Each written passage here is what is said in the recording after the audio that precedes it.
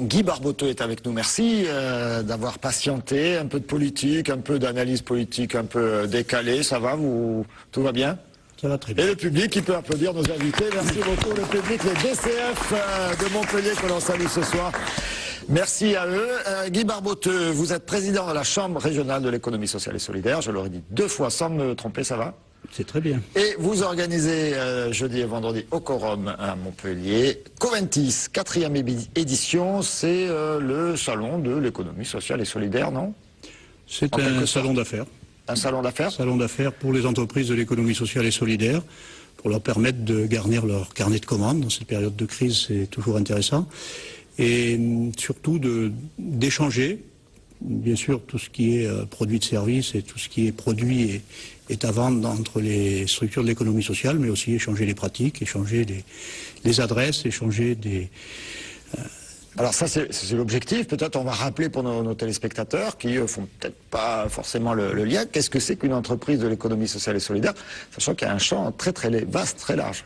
Oui, les entreprises de l'économie sociale et solidaire sont présentes dans 75% des codes APE, donc les codes qui distinguent les entreprises les unes des autres. Donc on est vraiment présent sur tous les champs, mais il y a des secteurs qui sont plus particulièrement couverts. Si je pense à toutes les structures qui gèrent le handicap, par exemple, c'est 90% des entreprises qui relèvent d'une entreprise de l'économie sociale. Alors comment on fait la distinction entre les entreprises classiques et celles de l'économie sociale? Tout simplement affaire de statut.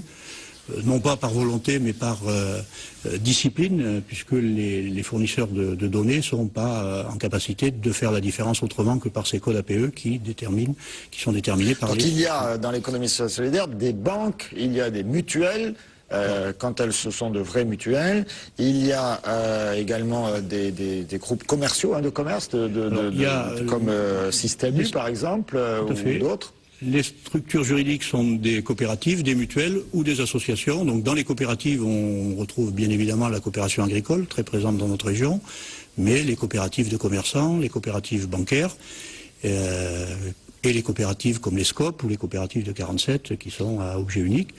Donc c'est un secteur d'activité très large qui est un secteur d'activité concurrentiel par excellence. Qui est dans le domaine de la concurrence, bien sûr. 95 000 salariés en Languedoc-Roussillon, c'est ça? C'est ça. Et pratiquement 9 000 entreprises. Je vous propose d'en découvrir une, c'est Mobileco. Elle s'est créée il y a quelques années, ici, du reste à Montpellier.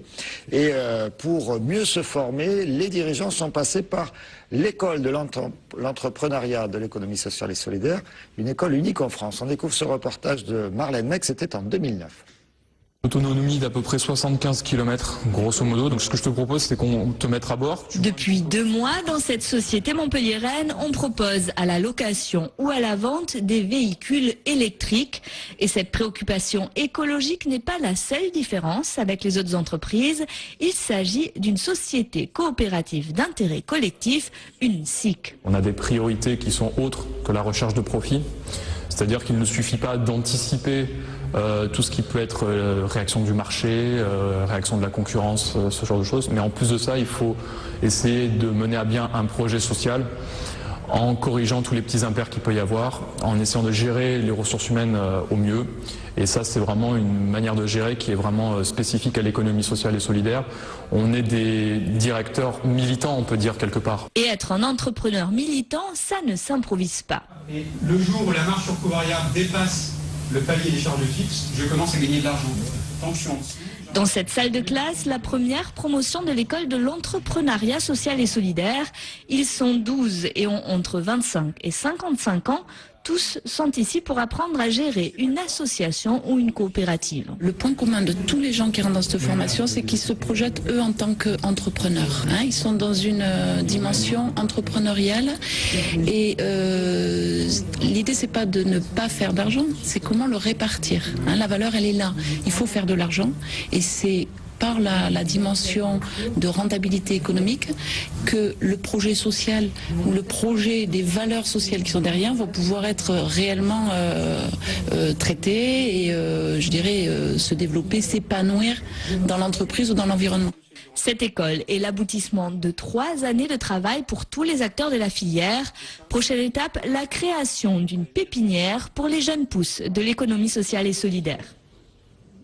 Voilà pour ce reportage représentatif de la démarche du travail des entreprises de ce secteur, de ce Très domaine. représentatif, et ce que je peux ajouter, puisque le reportage a été tourné en 2009, c'est que au cours de Coventis 2012, donc demain et après-demain, sera signée, ou en tout cas sera discutée, une convention avec la SNCF et Mobileco pour mettre à disposition des voyageurs, plutôt que de leur faire transporter leur vélo dans le train qui commence à prendre beaucoup de place, un dépôt au départ et l'assurance de retrouver le vélo électrique qui va bien à l'arrivée, pour éviter de transporter les vélos dans les trains. Donc beaucoup d'innovations également, à la fois techniques mais aussi sociales bien sûr dans votre secteur. On rappelle Coventis, 130 exposants, des tables rondes, 2 jours de débats, d'échanges pour les professionnels de ce secteur. C'est au Quorum, c'est jeudi et vendredi. Jeudi et vendredi, c'est ouvert à tous. Et 27, c'est ouvert à tous. Et on peut se préinscrire sur coventis.org, c'est très facile.